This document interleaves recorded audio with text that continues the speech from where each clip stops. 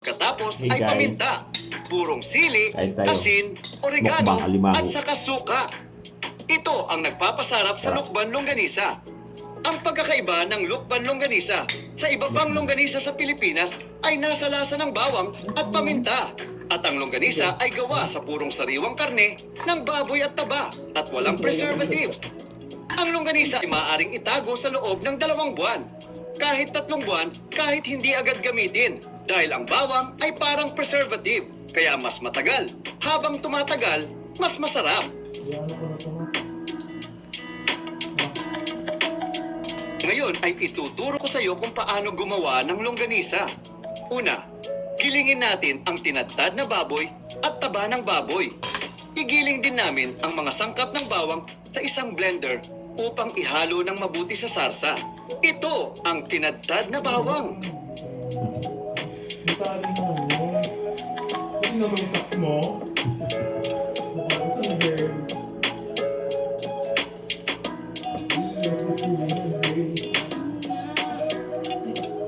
Susunod, magdaragdag kami ng mga sangkap tulad ng paminta. Pagkatapos, idagdag ang toyo, magluluto kami.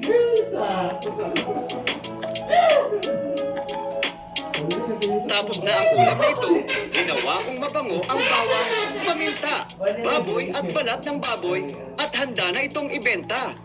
Subukan na itong Quezon Specialty. 3 to 12 years old. Baka nandito lang sa niya. Kasi yung bata. Kasalukuyang may diskwento na hanggang 50%.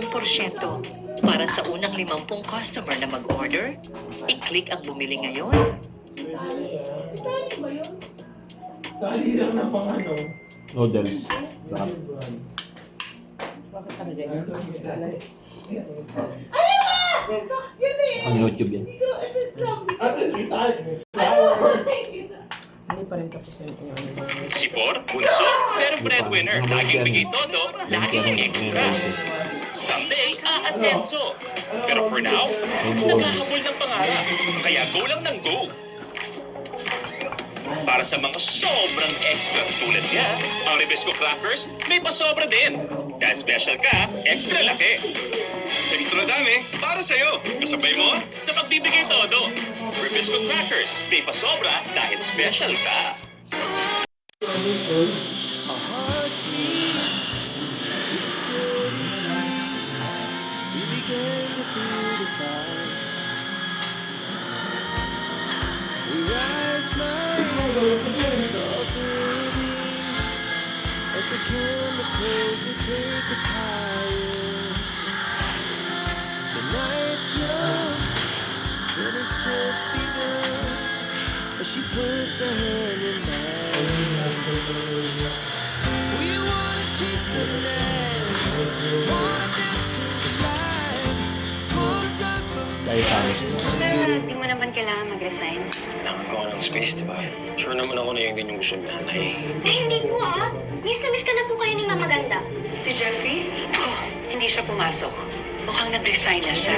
Kala ko pa naman hindi nila idadamay ang trabaho. Pasensya ka na, Andrea. Umaasa kasi ako na humupa na yung galit mo. Ilang beses kong sinisisi yung sarili ko. Kasi kung di ako nagkasakit ni Kayo Alice, hindi niyo makikilala yung babae yan, hindi niyo kami iiwan. Wala akong nagsisihin yung sarili mo. Wala kang kasalanan. Nakatag dito na ako. Eh, kung ako pumawi sa'yo, kaya mo maging tatay ulit ako sa'yo.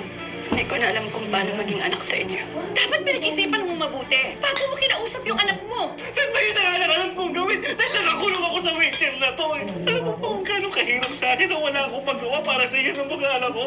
Anak, kakausapin ka lang namin. Siguro mas maganda doon na tayo sa van mag-usap. Manong, paandari mo na yung van! Wala naman sa usapan natin. Jessica, tumahimik ka. Ganda! Here, Mrs. Flores, have a cup of tea. Hindi ako nagpunta dito para magtsaa-tsaa. Ang kailangan ko, i-deliver yung stocks sa store ko. Ano, pinaghintay niyo ako buong araw tapos wala? Tinatawagan ko si Andrew.